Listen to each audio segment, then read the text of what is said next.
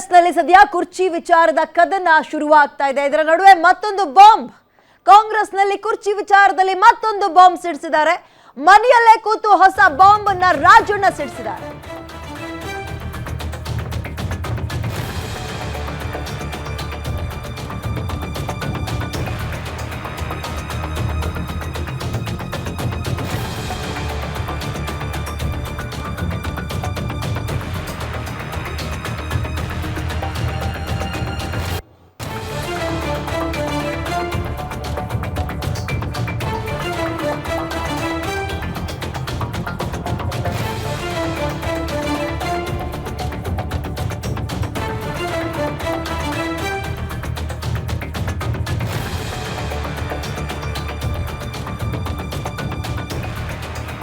ಮನೆಯಲ್ಲೇ ಕೂತು ಹೊಸ ಬಾಂಬ್ ಸಿಡಿಸಿದ್ದಾರೆ ರಾಜಣ್ಣ. ಡಿಕೆಶಿಗೆ ಸಿಎಂ ಕುರ್ಚಿ ಸಿಗೋದೇ ಇಲ್ಲ ಅಂದ್ರ ಸಂಪುಟ ಪುನರ್ರಚನೆ ಮೇಲೆ ಸಿಎಂ ಬದಲಾವಣೆಯ ವಿಷಯ ನಿಂತಿದೆ. ಸಂಪುಟ ಪುನರ್ರಚನೆ ಯಾರು ಮಾಡ್ತಾರೋ ಅವರೇ ಸಿಎಂ. ಸಿದ್ದರಾಮಯ್ಯಗೆ ಪುನರ್ರಚನೆ ಅಧಿಕಾರ ಕೊಟ್ರೆ ಅವರೇ ಸಿಎಂ, ಇಲ್ಲ ಅಂದ್ರೆ ರಾಜಕೀಯ ಸ್ಥಿತ್ಯಂತರ ನಡೆಯೋದು ಗ್ಯಾರಂಟಿ ಅಂತ ರಾಜಣ್ಣ ಹೇಳಿದ್ದಾರೆ. ಜೊತೆಗೆ ಬಿಹಾರ ಚುನಾವಣೆ ಫಲಿತಾಂಶ ಬರೋವರೆಗೂ ಏನೂ ಆಗಲ್ಲ, ಅಂದ್ರೆ ನವೆಂಬರ್ ಮುಂದಿನ ತಿಂಗಳು ಅಲ್ಲಿ ತನಕ ಏನೂ ಆಗಲ್ಲ ಅಂತ. ಫಲಿತಾಂಶದ ಬಳಿಕ ಎಲ್ಲಾ ಬೆಳವಣಿಗೆ ನಡೆಯುತ್ತೆ ಅಂತ ಹೇಳಿದ್ದಾರೆ. ಸೊ ಬಹಳ ಪ್ರಮುಖವಾಗಿ ಮತ್ತೊಂದು ಬಾಂಬ್ ಸಿಡಿಸಿದ್ದಾರೆ ರಾಜಣ್ಣ. ಅವ್ರ ಸದ್ಯ ಮಾಜಿ ಸಚಿವರು ಇಂಥದೇ ಹೇಳಿಕೆಯನ್ನ ಕೊಟ್ಟು ನೋಟಿಸ್ ಅನ್ನ ಇಶ್ಯೂ ಮಾಡಿಸ್ಕೊಂಡು ಇದೀಗ ಸಚಿವ ಸ್ಥಾನದಿಂದ ವಜಾಗೊಂಡು ಕೇವಲ ಶಾಸಕರಾಗಿದ್ದಾರೆ. ಈ ರಾಜಣ್ಣ ಸದ್ಯ ಕಾಂಗ್ರೆಸ್ನಲ್ಲಿ ಆಗ್ತಾ ಇರುವ ಬದಲಾವಣೆ ಅಥವಾ ಬೆಳವಣಿಗೆ ಬಗ್ಗೆ ಮತ್ತೊಂದು ಪ್ರಸ್ತಾಪ ಮಾಡಿದ್ದಾರೆ. ಬಿಹಾರ ಎಲೆಕ್ಷನ್ ಮುಗಿಯ ತನಕ ಏನೂ ಆಗಲ್ಲ, ತಲೆ ಕೆಡಿಸ್ಕೊಬೇಡಿ. ಅಂಡ್ ಇನ್ನೊಂದು ಕ್ಲೂ ಏನ್ ಗೊತ್ತಾ, ಸಚಿವ ಸಂಪುಟ ಅಥವಾ ಕ್ಯಾಬಿನೆಟ್ ನ ರೀಶಫಲ್ ಮಾಡ್ತಾರಲ್ಲ, ಅದು ಯಾರು ಮಾಡ್ತಾರೆ ಅನ್ನೋದ್ರ ಮೇಲೆ ಕುರ್ಚಿ ಬದಲಾವಣೆ ಆಗುತ್ತಾ ಅಥವಾ ಇಲ್ವಾ ಅಂತ ಹೇಳ್ತಾ ಇದ್ದಾರೆ. ಕಾಂಗ್ರೆಸ್ನ ಆಳ ಅಗಲ ಆಗು ಹೋಗು ಆ ಪಕ್ಷದವರಿಗೆ ಚೆನ್ನಾಗಿ ಗೊತ್ತಿರುತ್ತೆ. ರಾಜಣ್ಣ ಕೂಡ ಕಾಂಗ್ರೆಸ್ನವರೇ ಆಗಿರೋದ್ರಿಂದ ಬಹುಶಃ ಅವ್ರು ಹೇಳೋದ್ರಲ್ಲೂ ಕೂಡ ಹುರುಳಿದೆ. ಯಾಕಂದ್ರೆ ಇದೇ ರಾಜಣ್ಣ ಹೇಳ್ತಾ ಇದ್ದಿದ್ದು ಅಕ್ಟೋಬರ್ ಅಲ್ಲಿ ನೋಡಿ, ನವೆಂಬರ್ ಅಲ್ಲಿ ಏನೋ ಆಗುತ್ತೆ ಅಂತ ಇದ್ರು. ಈಗ ಬಿಹಾರ್ ಎಲೆಕ್ಷನ್ ತಗೊಂಡಿದ್ದಾರೆ. ಬಿಹಾರ್ ಎಲೆಕ್ಷನ್ ನೆಕ್ಸ್ಟ್ ಮಂತ್ ನಡೀತಾ ಇದೆ. ಅದರ ನಂತರ ಹಾಗಾದ್ರೆ ರಾಜಕೀಯದಲ್ಲಿ ತಲ್ಲಣ ವಿಪರೀತ ಬೆಳವಣಿಗೆ ನಡೆಯುತ್ತಾ?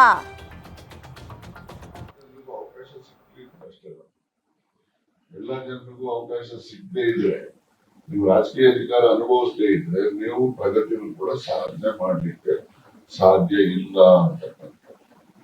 ಮತ್ತೆ ಈ ನಮ್ಮಲ್ಲಿ ಈ ನಾನು ಮೊನ್ನೆ ಒಂದು ಕಾರ್ಯಕ್ರಮದಲ್ಲಿ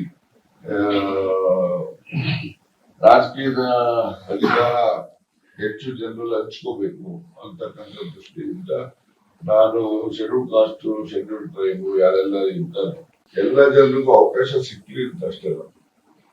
ಎಲ್ಲ ಜನರಿಗೂ ಅವಕಾಶ ಸಿಗದೇ ಇದ್ರೆ, ನೀವು ರಾಜಕೀಯ ಅಧಿಕಾರ ಅನುಭವಿಸದೇ ಇದ್ರೆ ನೀವು ಪ್ರಗತಿಯನ್ನು ಕೂಡ ಸಾಧನೆ ಮಾಡ್ಲಿಕ್ಕೆ ಸಾಧ್ಯ ಇಲ್ಲ ಅಂತಕ್ಕಂಥ. ಮತ್ತೆ ಈ ನಮ್ಮಲ್ಲಿ ಈ ನಾನು ಮೊನ್ನೆ ಒಂದು ಕಾರ್ಯಕ್ರಮದಲ್ಲಿ ರಾಜಕೀಯದ ಅಧಿಕಾರ ಹೆಚ್ಚು ಜನರಲ್ಲಿ ಹಂಚ್ಕೋಬೇಕು ಅಂತಕ್ಕಂಥ ದೃಷ್ಟಿಯಿಂದ ನಾನು ಶೆಡ್ಯೂಲ್ ಕಾಸ್ಟ್, ಶೆಡ್ಯೂಲ್ ಟ್ರೈಬ್ ಯಾರೆಲ್ಲ ಇರ್ತಾರೆ ಎಲ್ಲ ಜನರಿಗೂ ಅವಕಾಶ ಸಿಗ್ಲಿ ಅಂತ ಅಷ್ಟೇ. ಎಲ್ಲ ಜನರಿಗೂ ಅವಕಾಶ ಸಿಗದೇ ಇದ್ರೆ, ನೀವು ರಾಜಕೀಯ ಅಧಿಕಾರ ಅನುಭವಿಸದೇ ಇದ್ರೆ ನೀವು ಪ್ರಗತಿಯನ್ನು ಕೂಡ ಸಾಧನೆ ಮಾಡ್ಲಿಕ್ಕೆ ಸಾಧ್ಯ ಇಲ್ಲ ಅಂತಕ್ಕಂಥ.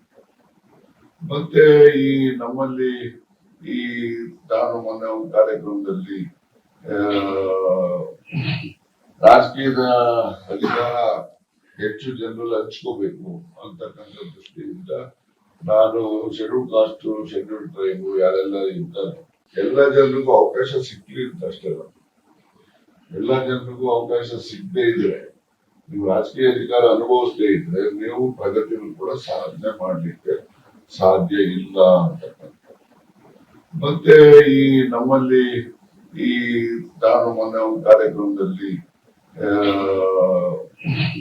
ರಾಜಕೀಯದ ಅಧಿಕಾರ ಹೆಚ್ಚು ಜನರಲ್ಲಿ ಹಂಚ್ಕೋಬೇಕು ಅಂತಕ್ಕಂಥ ದೃಷ್ಟಿಯಿಂದ ನಾನು ಶೆಡ್ಯೂಲ್ ಕಾಸ್ಟ್, ಶೆಡ್ಯೂಲ್ ಟ್ರೈಬ್ ಯಾರೆಲ್ಲ ಇರ್ತಾರೆ ಎಲ್ಲ ಜನರಿಗೂ ಅವಕಾಶ ಸಿಗ್ಲಿ ಅಂತ ಅಷ್ಟೇ. ಎಲ್ಲ ಜನರಿಗೂ ಅವಕಾಶ ಸಿಗದೇ ಇದ್ರೆ. ಓಕೆ, ಇದು ಕೆಎನ್ ರಾಜಣ್ಣ ಮಾಜಿ ಸಚಿವರು. ನವೆಂಬರ್ ಅಥವಾ ಡಿಸೆಂಬರ್ ನಲ್ಲಿ ಏನಾದ್ರೂ ಬದಲಾವಣೆ ಆಗುತ್ತಾ, ಏನಾದ್ರೂ ಬೆಳವಣಿಗೆ ಆಗುತ್ತಾ ಕಾಂಗ್ರೆಸ್ನಲ್ಲಿ ಅನ್ನೋದಕ್ಕೆ ಸಂಬಂಧಪಟ್ಟಂತೆ ಇಂಬು ಕೊಡುವಂತ ಕೆಲವೊಂದು ಸ್ಟೇಟ್ಮೆಂಟ್ ಕೊಟ್ಟಿದ್ದಾರೆ. ಬಿಹಾರ್ ಎಲೆಕ್ಷನ್ ತನಕ ಏನಾಗಲ್ಲ, ಅದಾದ್ಮೇಲೆ ಅಂದ್ರೆ ನವೆಂಬರ್ ಅಲ್ಲಿ ಮುಗ್ದೋಗುತ್ತೆ ಬಿಹಾರ್ ಎಲೆಕ್ಷನ್. ಅದಾದ್ಮೇಲೆ ಏನಾಗುತ್ತೆ ಹಾಗಾದ್ರೆ? ಆಮೇಲೆ ಇನ್ನೊಂದು ಹಿಂಟ್ ಏನು ಅಂತ ಹೇಳಿದ್ರೆ, ಕ್ಯಾಬಿನೆಟ್ ರೀಶಫಲ್ ಮಾಡ್ತಾರಲ್ಲ, ಯಾರು ಮಾಡ್ತಾರೆ ಅನ್ನೋದು ಮ್ಯಾಟರ್. ಮತ್ತೊಂದು ಕಡೆ ಡೆಲ್ಲಿಗೂ ಹೋಗಲ್ಲ ಎಲ್ಗೂ ಹೋಗಲ್ಲ ಅಂದಂತಹ ಡಿ ಕೆ ಶಿವಕುಮಾರ್ ಅವರು ಡೆಲ್ಲಿ ಫ್ಲೈಟ್ ಕಡೆ ನೋಡ್ತಾ ಇದ್ದಾರೆ, ಡೆಲ್ಲಿ ಫ್ಲೈಟ್ ಹತ್ತಿದ್ದಾರೆ. ಇನ್ನೊಂದು ಕಡೆ ರಾಜಣ್ಣ ಅವರ ಈ ಸ್ಟೇಟ್ಮೆಂಟ್, ಮತ್ತೊಂದು ಕಡೆ ಮೊನ್ನೆ ಯತೀಂದ್ರ ಅವರ ಸ್ಟೇಟ್ಮೆಂಟ್. ಸೊ ಕಾಂಗ್ರೆಸ್ನಲ್ಲಿ ಏನೋ ಒಂದಾಗುವ ಬೆಳವಣಿಗೆಗಳಂತೂ ಕಾಣಿಸ್ತಾ ಇದೆ. ಮೋರ್ ಡೀಟೇಲ್ಸ್ ನನ್ನ ಕಲೀಗ ಯೋಗೇಶ್ ನೋಡ್ತಾರೆ. ಯೋಗೇಶ್, ಕಾಂಗ್ರೆಸ್ನಲ್ಲಿ ಆಗ್ತಾ ಇರುವ ಬೆಳವಣಿಗೆ ಕಾಂಗ್ರೆಸ್ ಪಕ್ಷದವರಿಗೆ ಬಿಟ್ಟು ಹೊರಗಿನವ್ರಿಗೆ ಗೊತ್ತಾಗ್ಲಿಕ್ಕೆ ಸಾಧ್ಯ ಇಲ್ಲ. ಸೊ ಅಲ್ಲಿನ ಆಗು ಹೋಗುಗಳನ್ನ ಬಹಳ ಚೆನ್ನಾಗಿ ಅರ್ತಿರುವ ರಾಜಣ್ಣ ಅವರು ಏನೋ ಹಿಂಟ್ ಕೊಟ್ಟಂಗಿದೆ. ಅಗೈನ್ ಅಕ್ಟೋಬರ್ ಇದ್ದಿದ್ದು ಈಗ ಡಿಸೆಂಬರ್ಗೆ ಪೋಸ್ಟ್ಪೋನ್ ಆಗ್ಬೋದಾ ಬೆಳವಣಿಗೆ? ಹೇಳಬೇಕಂದ್ರೆ ಈಗಾಗಲೇ ಯತೀಂದ್ರ ಅವರು ಒಂದ್ ಕಡೆ ಹೇಳಿಕೆಯನ್ನ ಕೊಡ್ತಾ ಇದ್ದಾರೆ, ರಾಜಣ್ಣ ಅವರು ಕೌಂಟರ್ನ ಕೊಡ್ತಾ ಇದ್ದಾರೆ. ಅಂದ್ರೆ ಸಿದ್ದರಾಮಯ್ಯ ಪರವಾಗಿ ನಿಂತ್ಕೊಟ್ಟಿದ್ದಾರೆ. ಮತ್ತೊಮ್ಮೆ ಅದು ಸಾಬೀತಾಗ್ತಾನೆ ಬರ್ತಾ ಇದೆ. ಯಾಕಂದ್ರೆ ಈಗಾಗಲೇ ಡಿ ಕೆ ಶಿವಕುಮಾರ್ ವಿರುದ್ಧ ಏನೋ ಶತಾಯಗತೆ ಅವರಿಗೆ ಪವರ್ ಅಂದ್ರೆ ಸಿಎಂ ಸ್ಥಾನ ಸಿಗಬಾರ್ದು ಅನ್ನೋ ಈ ಹೇಳಿಕೆಗಳನ್ನ ಗಮನಿಸಿದ್ರೆ ಅವ್ರಿಗೆ ಈ ಸ್ಥಾನ ಸಿಗೋದಿಲ್ಲ ಅನ್ನೋದು ಡೌಟ್. ಯಾಕಂದ್ರೆ ಯತೀಂದ್ರ ಅವರು ಕೂಡ ಸಿಎಂ 5 ವರ್ಷ ಸಂಪೂರ್ಣ ಮಾಡ್ತಾರೆ ಅಂತ ದೃಢವಾಗಿ ಸ್ಪಷ್ಟವಾಗಿ ಹೇಳ್ತಾನೆ ಬರ್ತಾ ಇದ್ದಾರೆ. ರಾಜಣ್ಣವರು ಕೂಡ ಅದನ್ನೇ ಏನು ಮಾತನ್ನ ಕೂಡ ಸ್ಪಷ್ಟಪಡಿಸ್ತಾ ಇದ್ದಾರೆ. ಹಾಗಾಗಿ ಒಂದಷ್ಟು ಗೊಂದಲಗಳು ಈಗಾಗಲೇ ಆರಂಭ ಆಗಿದೆ. ಮತ್ತೇನು ಸಚಿವ ಸಂಪುಟ ಪುನರ್ರಚನೆ ಕೂಡ ಆಗುತ್ತೆ ಅನ್ನೋದು ಈಗಾಗಲೇ ಕೃಷ್ಣ ಬೈರೇಗೌಡ ಕೂಡ ಹೇಳಿದ್ದಾರೆ. ಇದನ್ನು ಕೂಡ ರಾಜಣ್ಣವರು ಹೇಳಿದ್ದಾರೆ. ಅದೇನಂದ್ರೆ ಈ ಸಚಿವ ಸಂಪುಟ ಪುನರ್ರಚನೆಗೆ ಸಂಪೂರ್ಣವಾಗಿ ಸಿಎಂ ಅವರಿಗೆ ಅಧಿಕಾರ ಕೊಟ್ಟರೆ ಯಾವ ರೀತಿ ಇರುತ್ತೆ ಅನ್ನೋದನ್ನ ಈ ಮಾತಲ್ಲಿ ಅವರು ಹೇಳಿದ್ದಾರೆ. ದಿವ್ಯಾ, ಓಕೆ, ಧನ್ಯವಾದ ಯೋಗೇಶ್ ಡೀಟೇಲ್ಸ್ಗೆ. ಸೊ ರಾಜಣ್ಣ ಅವರು ಒಂದು ಹಿಂಟ್ ಕೊಟ್ಟಿದ್ದಾರೆ ಇವಾಗ.